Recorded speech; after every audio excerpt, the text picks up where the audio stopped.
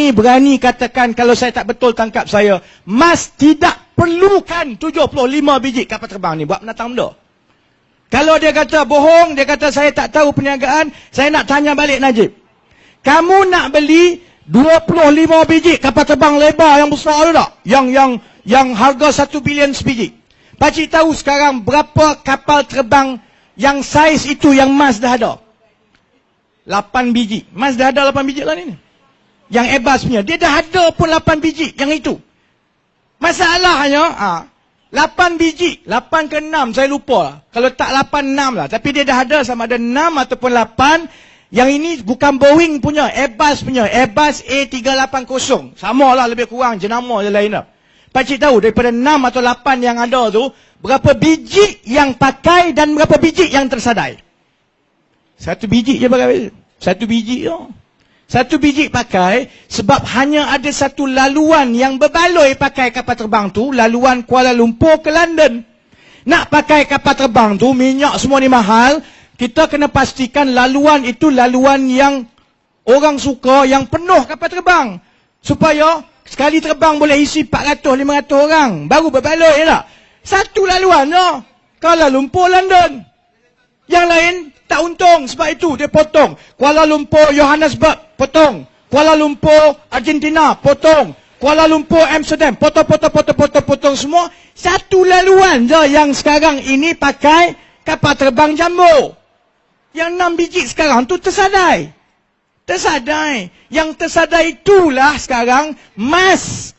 Dengan tabung haji, dia catatkan kepada tabung haji yang itulah jemaah haji sekali-sekala merasalah pakai kapal terbang mahal tu untuk pergi haji sekali setahun. Jadi saya nak tanya Najib mah. Yang ada 6 biji atau 8 biji ni pun tersadai. Kamu duk sibuk nak jual, kamu duk sibuk nak catat kat orang. Yang kamu pergi beli 25 biji lagi tu buat menatang benda. 25 biji sekali beli. Yang 50 lagi. Sebelum ni kamu kata semua ni terlalu banyak lah. Kaki tangan ramai kamu buang-buang potong-potong. Lah ni kami order kapal terbang. Kamu order kapal terbang. Kamu kena buat laluan baru. Laluan baru ni bukannya macam kita naik bas atau naik taksi sapu daripada Tunjang pergi ke Changlun. Nak naik je bebek sampai kat sana. Tak payah minta siapa-siapa. Naik kapal terbang pakcik. Nak mendarat di sesuatu kawasan. Bertahun-tahun nak minta kelulusan. Tak dapat. Minta kalau dia tak bagi mendarat. Tak boleh mendarat lah. Dah kamu potong. Tiba-tiba kamu nak tambah lagi sebab kamu beli 50 kapal terbang. Berapa lama masa dan akan diambil untuk tambah semua laluan baru ni? Ini semua dia tak boleh jawab. Sebab itu saya kata saya nak berhenti kat sini tak? Sebab kami kena, truk ini kena pergi, saya nak pergi ke Sukam nanti. Sebab itu saya nak simpulkan macam ni. 2015 dia tutup mas, bankrupt semua tak? 2017 bulan 5 dia bubuh. Orang paling kanan dia dalam lembaga pengarah emas. Bulan 9 2017 dia pergi jumpa Trump. Dia beritahu dia dah beli 25. Dia akan beli lagi 8. Dan dia akan tambah lagi order sampai 10 bilion. Dia kata. Bila kita semak, kita nampak, kita dah tahu dah. Najib di bawah pentadbiran dia melalui emas akan membelanjakan 55 bilion dalam tempoh 1 tahun ni. 55 bilion itu, orang kanan dia ada di dalam tempat buat keputusan. Maknanya, pakcik kira tak? Kalau dulu dia beli kapal selam, ini tahun, 15 tahun dulu dah. Beli kapal selam harga 2 bilion, komisen 500 juta pakcik. Kapal selam 2 bilion, ada yang baru, ada yang second hand pun dia beli, dia sapu semua. Tu saya pernah sebut kat Datuk Seri Najib, saya kata Datuk Seri Najib, kamu hati-hati sikit, kan duk tengok ni. Kamu ni suka beli barang, shopping, pakai duit rakyat, bilion-bilion. Yang kamu duk beli barang second hand ni, hati-hati sikit. Kapal selam beli yang baru, yang second hand pun ada juga sebiji. Lepas tu beli, bila dia beli kilang-kilang syarikat elektrik ni, dia beli yang second hand buruk semua, second hand lagi, pakai duit kita, bayar mahal.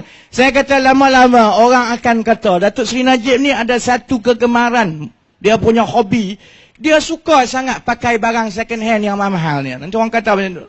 Lah ni dia shopping macam itu juga.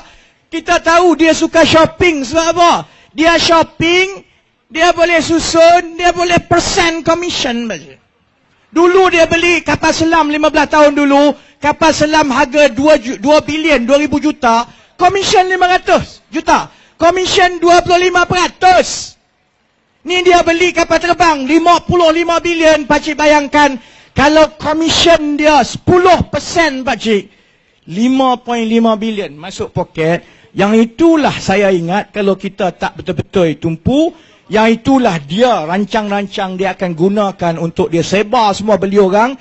Macam dulu ni dia dok pakai duit 1MDB, duit FGV dan lain-lain. Jadi saya nak pulangkan kepada pakcik-makcik, adik kakak yang saya dengar semua ni lah.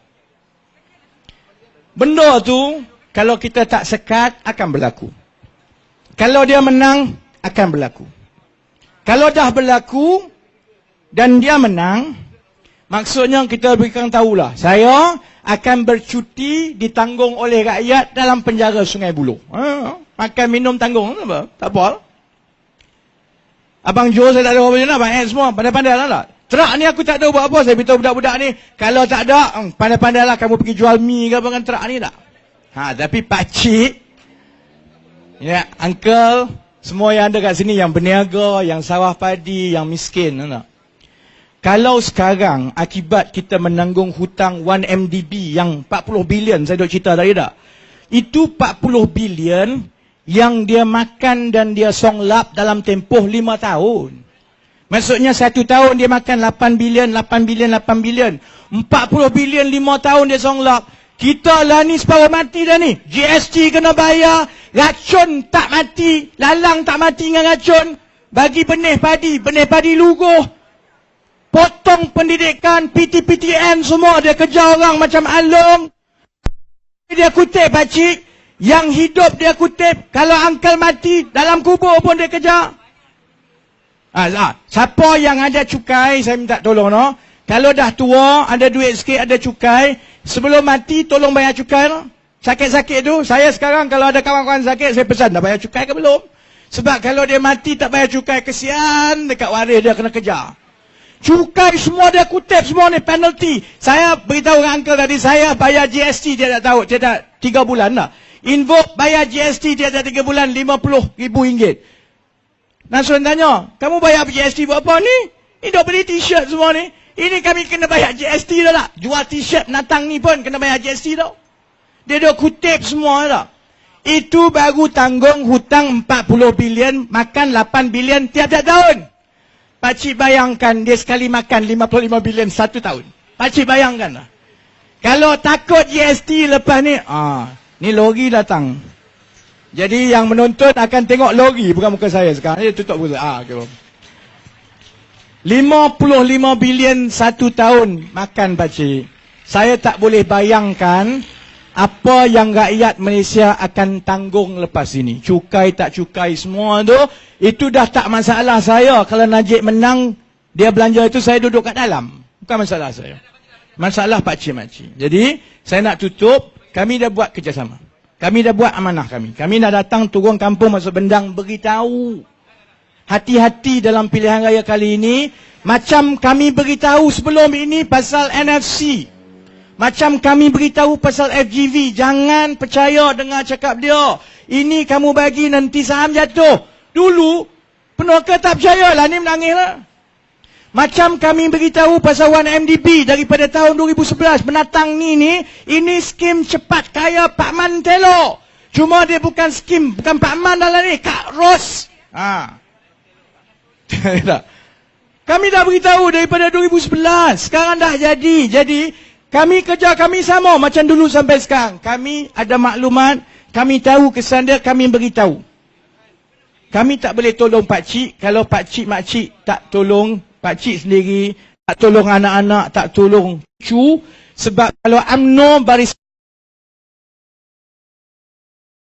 GST ni saya rasa kalau 6% kan ni saya paling kurang. Cukai lain semua kena, jadi untuk kita elakkan yang itu. Sebab itu kami turun dan jumpa semua orang beritahu. Ini bukan pasal politik ya bang. Najib akan cari duit juga. Ada kepala rakyat kata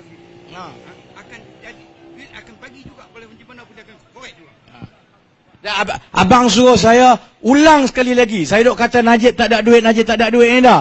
Dia kata minta tolong beritahu kepada semua memang Najib tak ada duit. Tapi dia kena menang macam mana pun dan dia hanya akan menang dengan duit. Jadi dia kata sebelum pilihan raya ni pun Najib akan cekau semua apa yang patut. Sebelum pilihan raya. Kami ni tak cukup tangan. Berapa banyak kami nak kejar. Lembu pun nak kejar. Kelapa sawit pun nak kejar. Tabung haji pun nak kejar. Kapal terbang pun nak kejar. Memang betul. Kalau yang itu yang kita nampak sebiji, yang lain tu kita tak nampak banyak lagi. Sebab itu saya kata, pilihan raya kali ini, dia bukan soal parti, bukan soal kaum, bukan soal orang kampung, Melayu, Cina, India, bukan soal kamu UMNO ke, kamu PAS, kamu Keadilan, kamu PPBM, kamu Amanah. Tidak. Ini soal pasal kita. Kita orang susah. Saya tak susah mana lah, tapi orang susah, orang biasa. Dengan ada 4-5 ekor ke atas yang dia belagak macam dia orang raja yang kita ni hamba dia. Dia soal, kalau kita tak tukar kerajaan pakcik, maka yang kena ialah pakcik, makcik, adik, kakak, kamu UMNO pun kamu kena, kamu MCA pun kamu kena, kamu PAS pun kamu kena. Jadi sebab itu saya rayu satu saja. Mengundi, pakai akal, pakai hati. Betul? Selalu orang kata, mengundi janganlah fikir perut kita dah. Lah ni, tolong fikir perut pakcik. Pakai akal, pakcik dah nampak semua. Pakai hati, pakcik dah nampak dah ni. Tahu dalam hati pakcik ni tak boleh macam ni dah. Fikir pasal perut pula, kalau ini berterusan, yalah kita yang tua tu tak apalah, pakcik tak apalah. Ini yang muda-muda ni duk berlari tu umur 4 tahun. Atas dukung tu umur 2 tahun. Kita akan sumpah dan maki hamun berpuluh-puluh tahun akan datang kerana masa kita ada peluang kali ini dalam keadaan UMNO, Barisan Nasional dan Najib paling lemah. Kita tak titik bengit kita ni yang kamu Melayu, Cina, India, yang UMNO, PAS, Keadilan, PKR, Amanah, DAP, PPBM. Kita tak boleh nak tolak yang itu sampai Najib boleh pecah belah, sampai Najib boleh rasuah sekali lagi, sampai dia menang sekali lagi. Sebab itu saya rasa pakcik semua faham, orang luar semua faham, kita akan terus, kami lakukan sedakat yang terdaya. Ada lori, kami bawa lori. Kami dapat lokap. Kalau kena masuk lokap 2 hari, kami masuk lokap 2 hari. Tapi akhir sekali kuasa, itu ialah kuasa pakcik. Saya hanya boleh berdoa dengan semua masalah yang pakcik dah mula nampak, dengan pakcik dah boleh rasa sendiri susah payahnya dengan GST, dengan harga barang semua ni. Ni orang Changlon ni tahu, pergi seberang sana beli barang dulu,